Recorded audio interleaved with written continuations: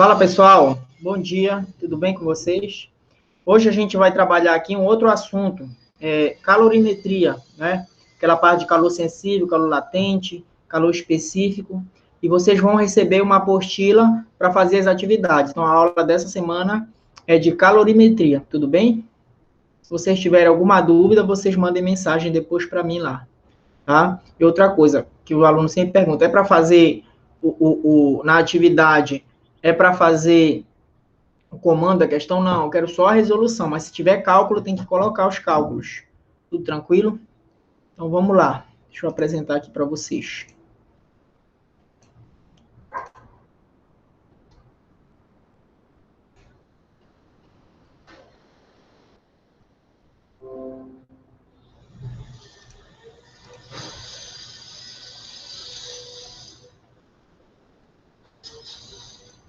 Então, o assunto que a gente vai estudar chama-se calorimetria.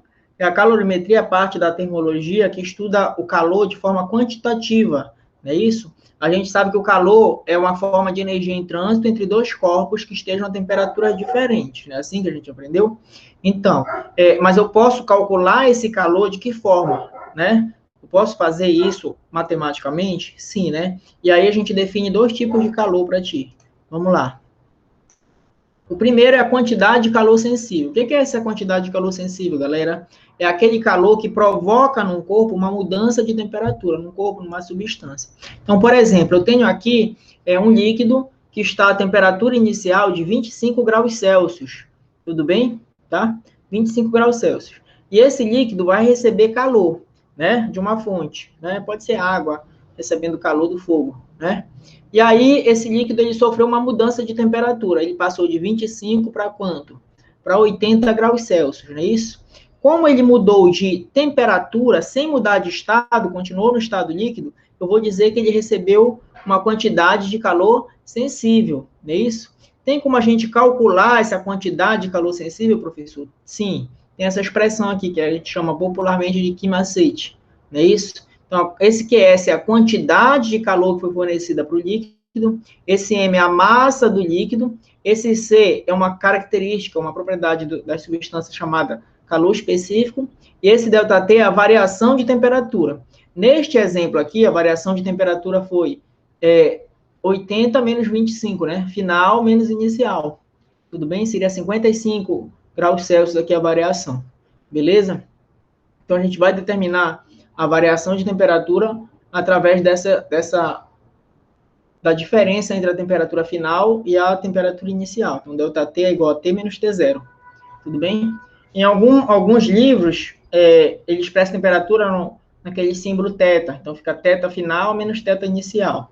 Mas você vai perceber isso lá, tá?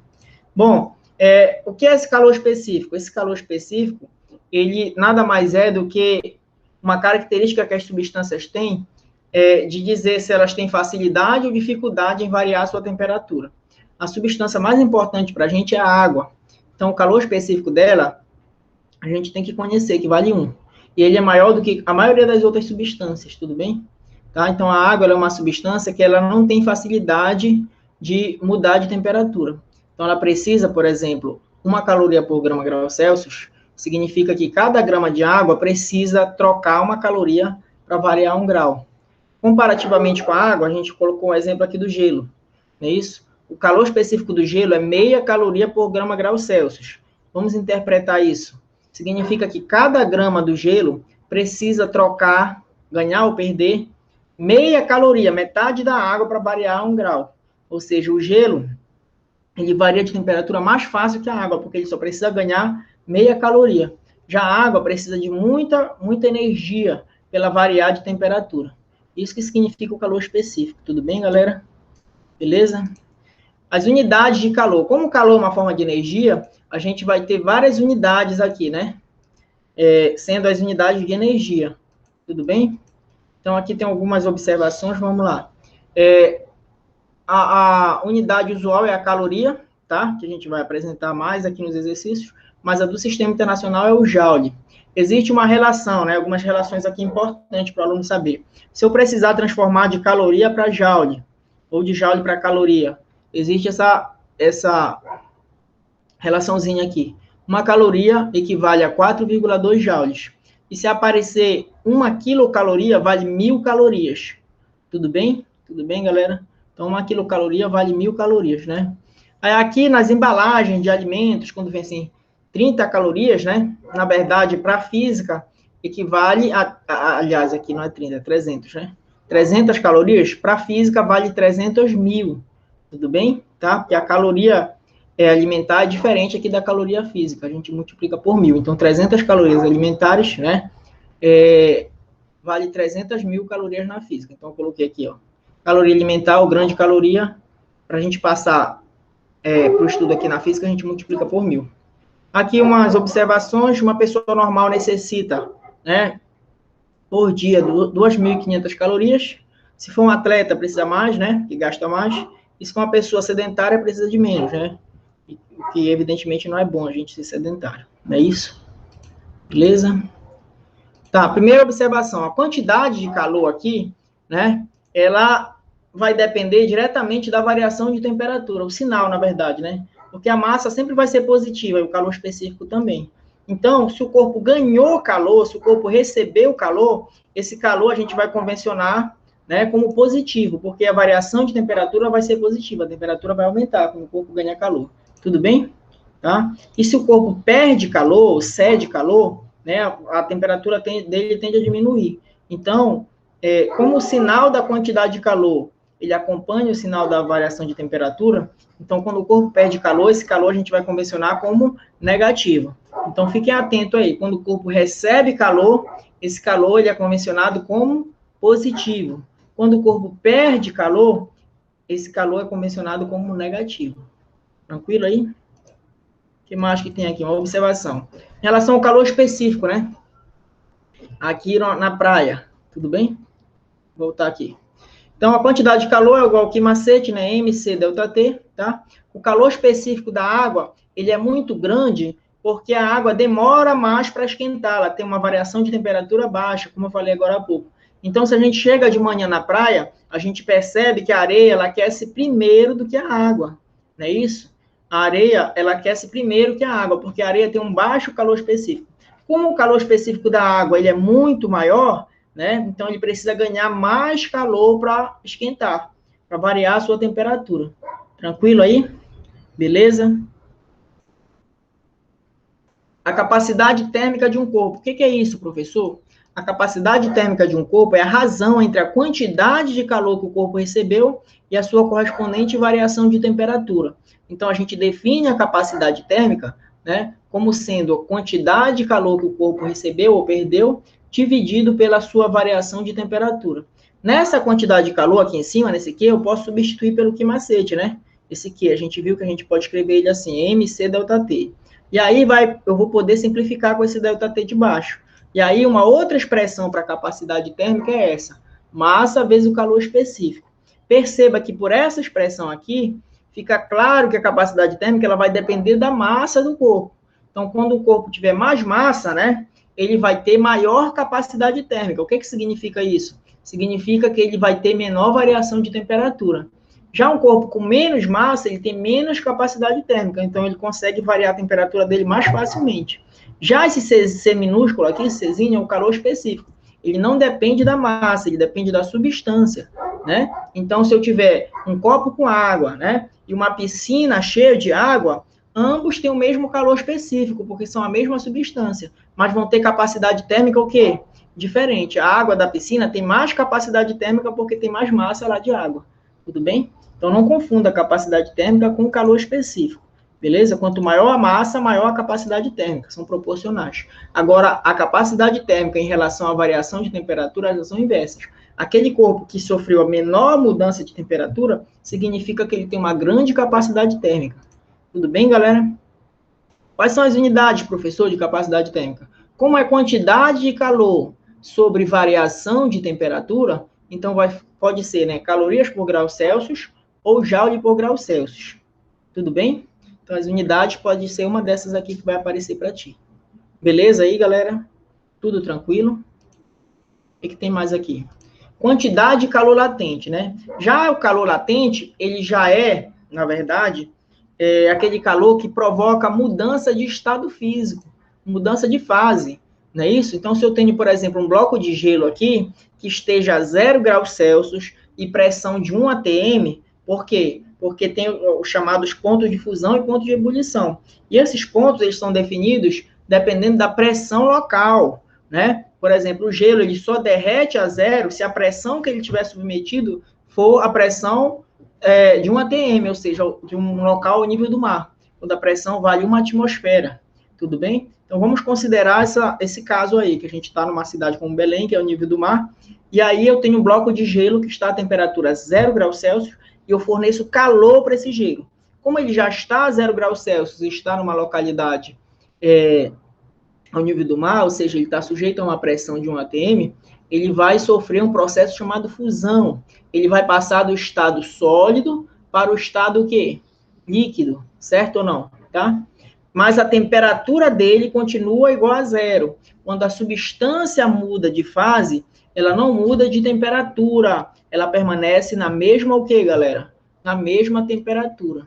Tudo bem? E essa quantidade de calor latente, a gente pode calcular através dessa expressão aqui, né? Quantidade de calor latente, que é esse Q, é igual a massa do corpo vezes o calor latente da transformação.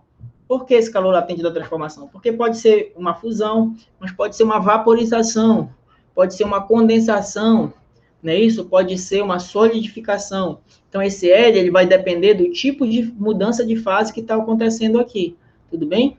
Tá? E esses valores aí, vocês não precisam saber, numa questão ele dá. Por exemplo, o calor latente de fusão do gelo vale 80 calorias por grama. O que isso significa para a gente? Cada grama de gelo precisa receber 80 calorias para sofrer fusão, para derreter. Tudo bem? Já o calor latente de vaporização da água vale 540 calorias por grama. O que isso significa, galera? Cada grama de água tem que receber, lá do fogo, 540 calorias para poder vaporizar, para passar do estado líquido para o vapor. Tudo bem? Então, isso que significa. Não se preocupem que esses valores nas questões, eles vão vir. Serão dados isso aqui. E a massa, quando a gente usa esses valores aqui, a massa tem que estar em gramas, tá? Olha lá, porque é caloria por grama. Então, se ele der em quilo, você transforma. Lembra que 1 quilograma vale 1000 gramas. Tudo bem, galera? Beleza? Quais são os tipos de mudança de estado aqui, professor, que tem? O tipo de mudança de fase aqui, né? Do sólido para o líquido, a gente chama de fusão, quando derrete, né? Passa a substância do estado sólido para o estado líquido. Do estado líquido para o gasoso, vaporização ou ebulição. Tudo bem? Tranquilo? E a volta aqui, do gasoso para o líquido, condensação ou liquefação, e do líquido para o sólido, solidificação, tá? Tudo bem? Se a substância passa direto do estado sólido para o gasoso, sem passar pela fase líquida, a gente vai chamar de sublimação, tá? Então, do sólido direto para o gasoso, como aquelas bolinhas de naftalina que tem no guarda-roupa, né? Elas passam direto da fase sólida, evapora, né? Passa para o estado gasoso. Então, o processo chama-se sublimação. Se for o contrário, é ressublimação, ou sublimação também, ou sublimação inversa, né? Tudo bem? Pode ocorrer um desses nomes aqui. Tranquilo aí, galera? Tá? Aqui nós temos o ponto de fusão, que para o gelo, novamente, é 0 graus Celsius, desde que esteja a uma pressão de 1 atm, né? E aqui o ponto de ebulição, que se for um local ao nível do mar, a água ferve a 100 graus Celsius. Tudo bem, galera? Beleza? Isso aí, tá? Ainda tem mais uma parte aqui que eu quero ver com vocês. Vamos lá. Ainda tem mais uma parte aqui. Eu coloquei também. Vamos lá.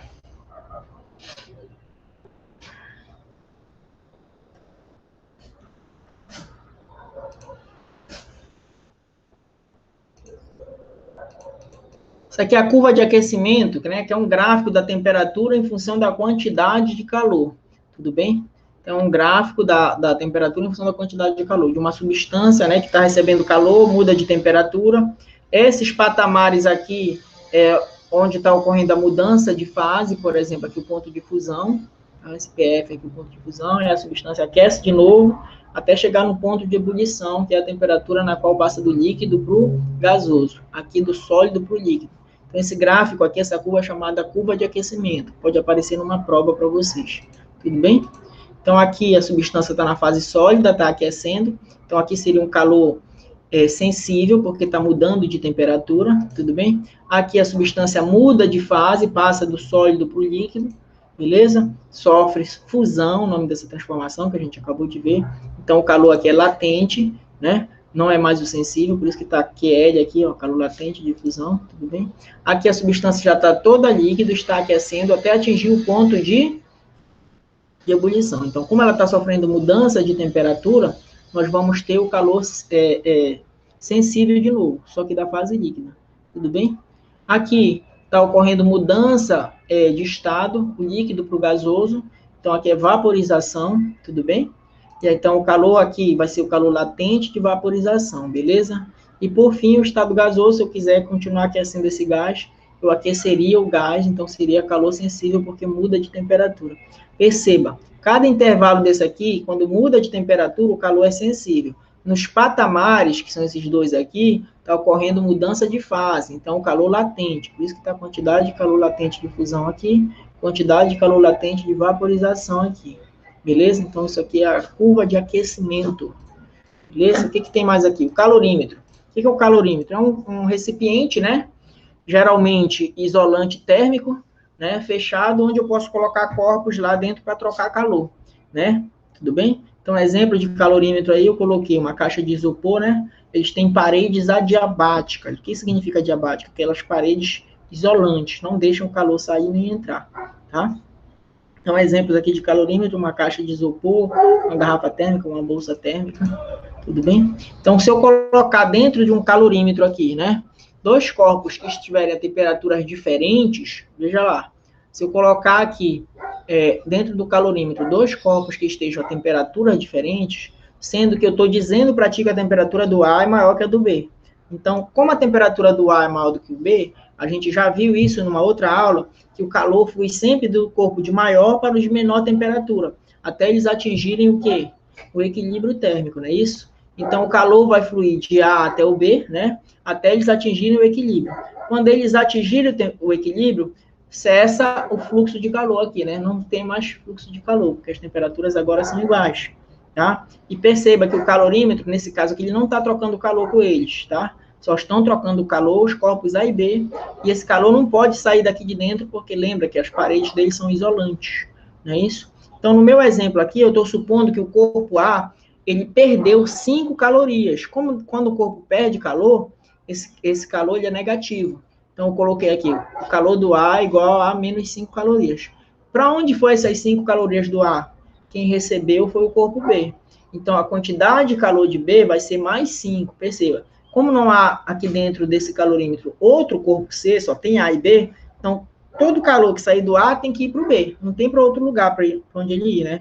Já que o calorímetro ele é fechado e as paredes são adiabáticas, não deixa o calor sair nem entrar.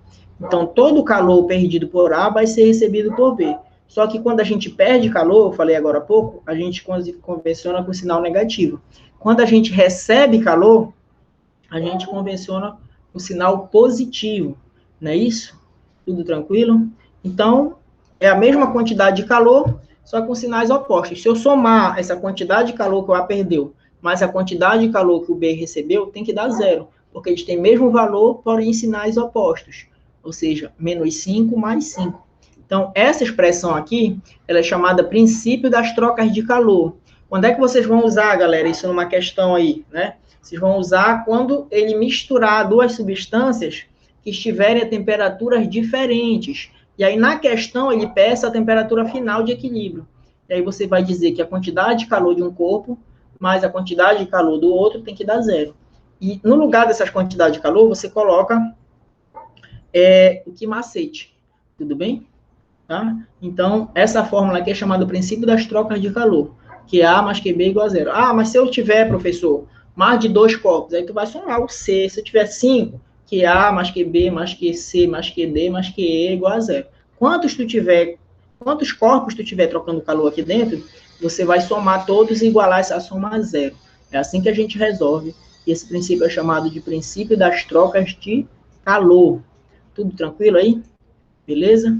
Então, é até aqui que eu vou hoje, tá bom? E aí a gente vai fazer umas questões agora, tá? A gente vai fazer umas questões aqui. Acho que ainda até tinha mais coisa aqui, mas os exercícios vão até aqui, né? Não, e até aqui mesmo, né? Então, vamos fazer umas questões aqui, né? Um exemplo para que vocês possam fazer as questões aí na casa de vocês, tá? Então, vamos lá. Aqui umas questões. Primeira, um bloco de 600 gramas de prata, inicialmente a 20 graus Celsius, é aquecido até 70.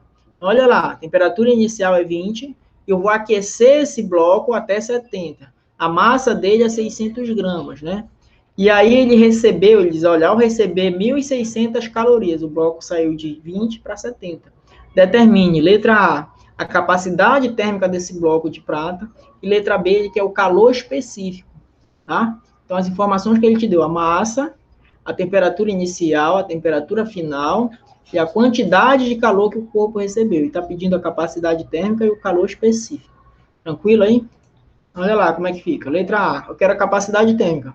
A capacidade térmica é a quantidade de calor sobre a variação de temperatura. Perceba que aqui a variação de temperatura está representando por ΔT e não ΔT. Não tem problema nenhum, tá? Então, a quantidade de calor que ele recebeu, 1.680, é a diferença de temperatura final menos inicial, ou seja, 70 menos 20, tá? Então, vai dar 50 aqui embaixo. Então, vai ficar 1.680 dividido por 50. Se você fizer essa divisão, você vai encontrar 33,6 calorias por grau Celsius, tá?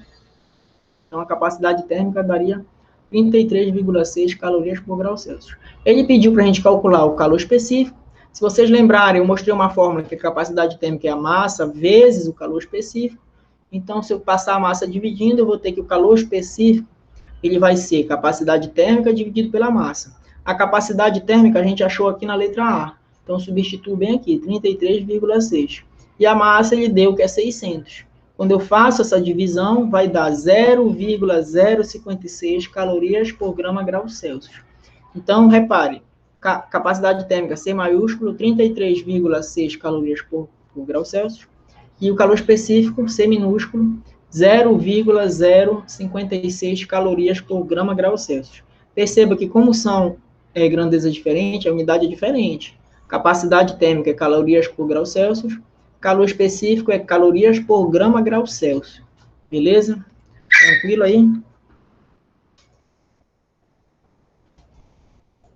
Vamos fazer outra. Olha lá. O chamado leite longa-vida é pasteurizado pelo processo UHT, né? Tudo bem?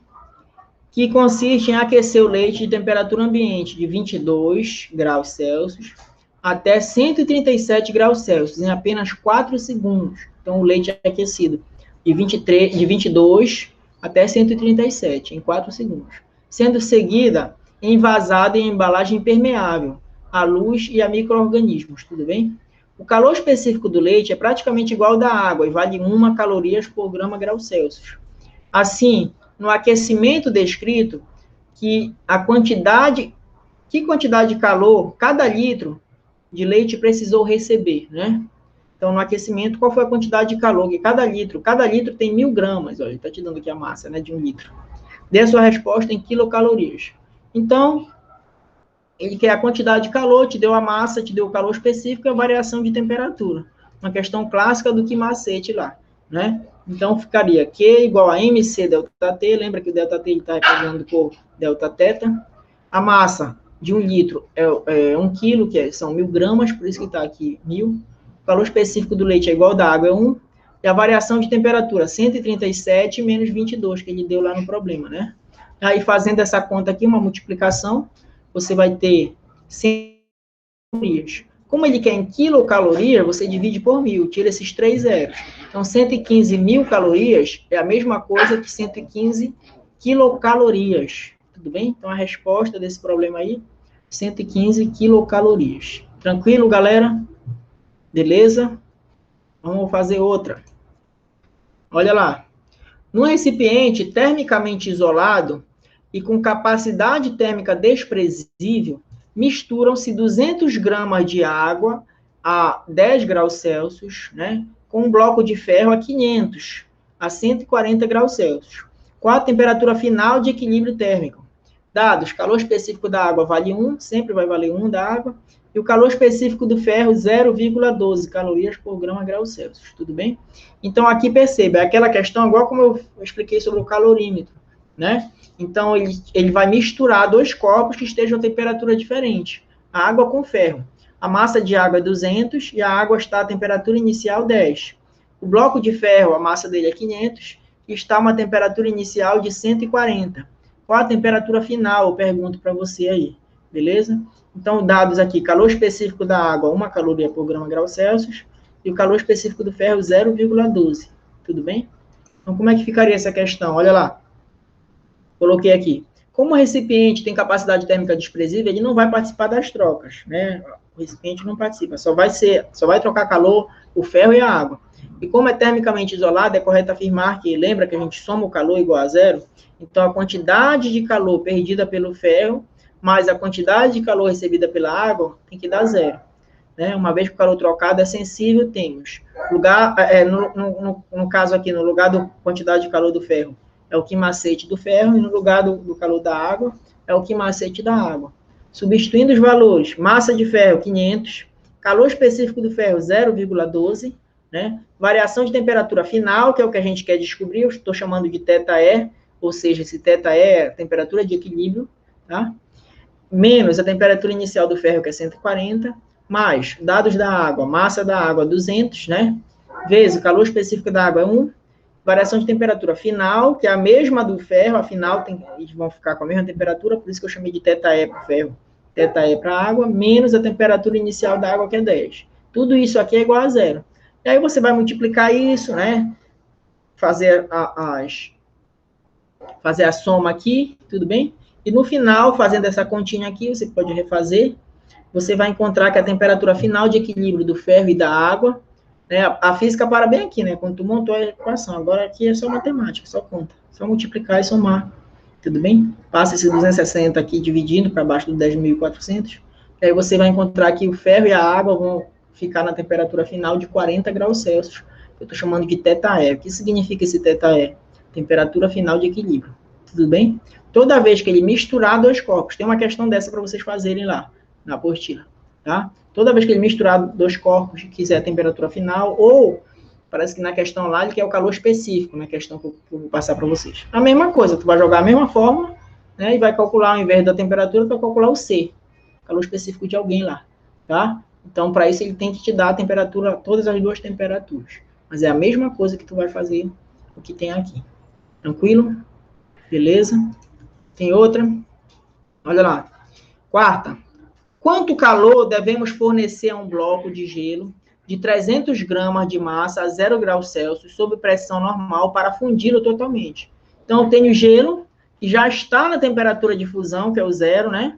E aí eu vou fornecer calor para derreter ele totalmente. Eu quero saber quanto é a quantidade de calor. Quantidade de calor é aquele Q, tá? Qual é a quantidade de calor que eu devo fornecer para esse gelo para ele virar água, para ele sofrer fusão.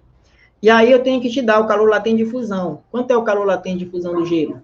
80 calorias por grama, né? Então a gente vai calcular isso pelo quimala, quimolesa, né? Q igual a ml. A massa de gelo é 300. Então eu vou multiplicar 300 por 80. 3 vezes 8 dá 24, seguido de 3 zeros aqui. Então daria 24.000 calorias. Que eu posso escrever em notação científica como sendo 2,4 vezes 10 a quarta.